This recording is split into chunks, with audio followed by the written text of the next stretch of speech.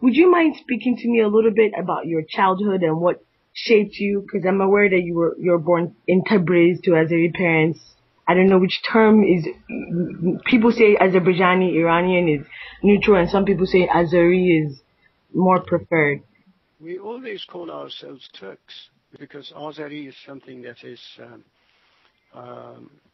Sometimes we call ourselves Azeri just because we come from Azerbaijan. Yeah. But at the same time, Azeri should not be mistaken for, let's say, to be a part of Iranian culture, because Azeri is the Turkish, Azeri Turkish. Azeri Turkish is a language, and it's the mother language of all the people in Azerbaijan. That is almost half of the population of Tehran.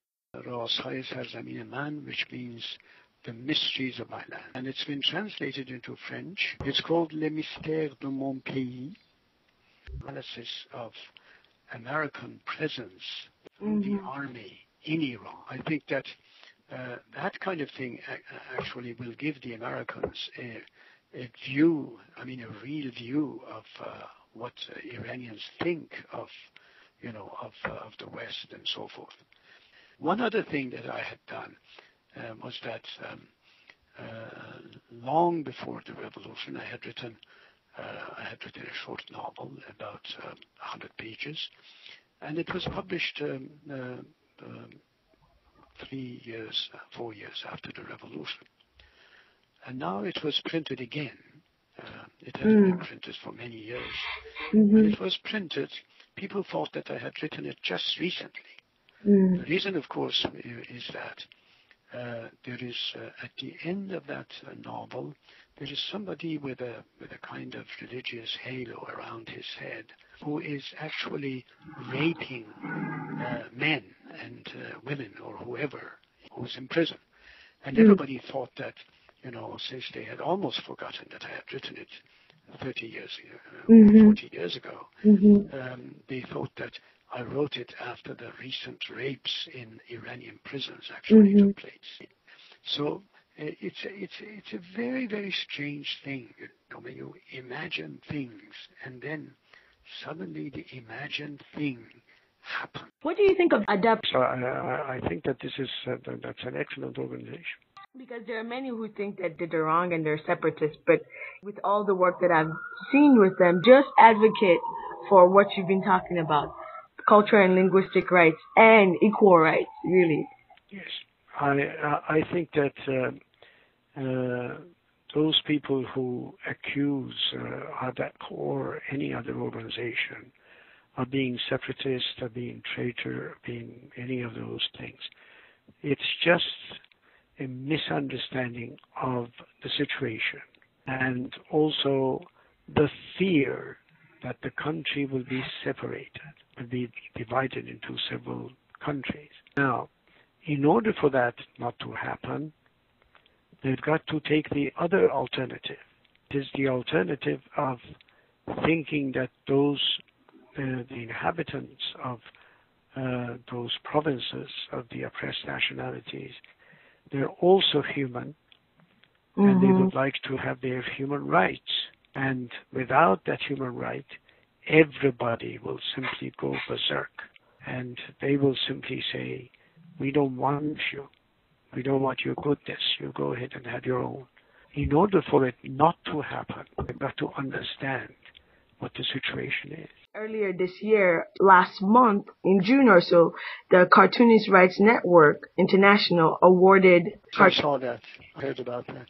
And it was mostly that it was an award for courage, but most in the community say, well, that was because of someone saying they wanted freedom of expression, freedom of thought, to put something out there.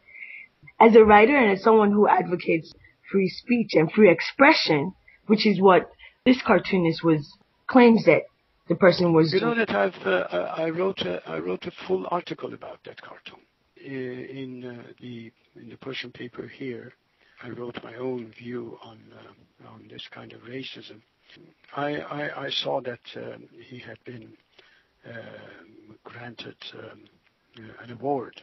It is unfortunate because generally you cannot actually do injustice to another nationality, which is an oppressed nationality, to at the same time win an award for it. Exactly like, for instance, somebody in the States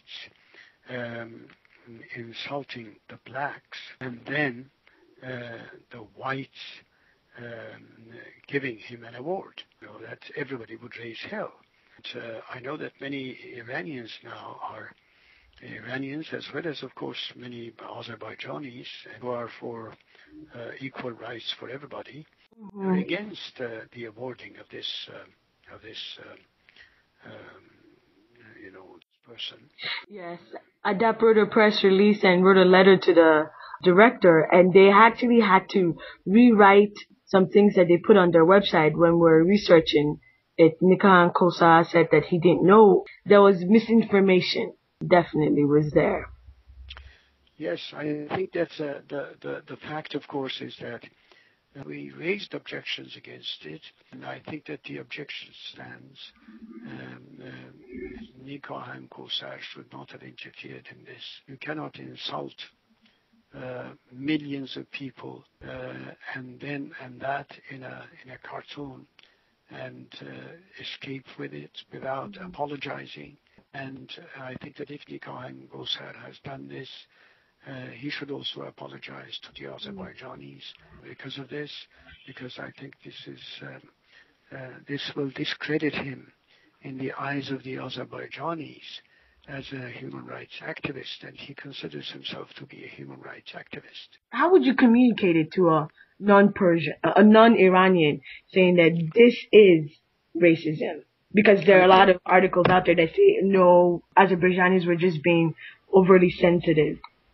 No, I think that this has been a tendency on the side of Persian racists against the Arabs, the Azerbaijanis, in other words, the Kurds, and also those people who have a dialect different. So everybody is mocked by the Persians. The Azerbaijanis were quite right in going on strike. Reza Baraheni, I am so grateful for this opportunity to talk to you and just to understand more and learn about the different challenges on a personal level in Iran and the different peoples and what they face and what they need from the international community to move forward and help Iran be more tolerant.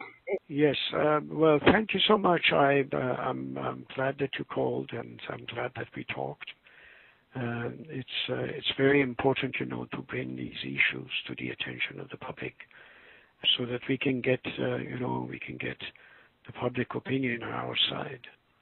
I agree. And I think that at the end we'll win because we are right. I like that. In the end, we'll win. We're on the right side. Yes, on the right side. Yes. Chok Saol. That's good. Take care. Bye.